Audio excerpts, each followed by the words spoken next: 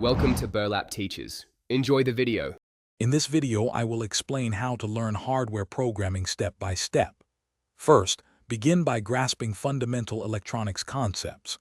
Understand voltage, current, and resistance, which are crucial for any circuit. Next, delve into digital logic gates and their truth tables, forming the building blocks of digital systems.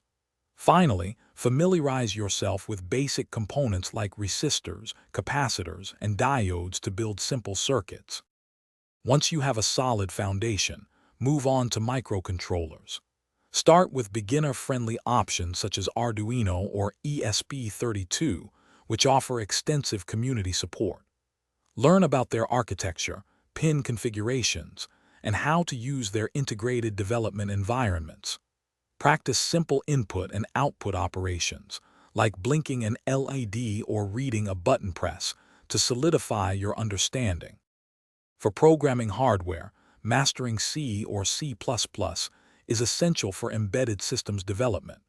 These languages offer precise control over hardware resources. Utilize integrated development environments, or IDE, for efficient code writing, compiling, and debugging. Crucially, learn to read and understand component data sheets.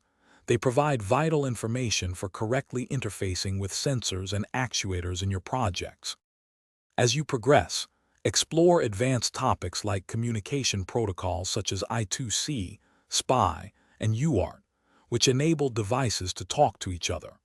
Then, challenge yourself by designing and implementing more intricate projects, perhaps building a small robot or an Internet of Things device.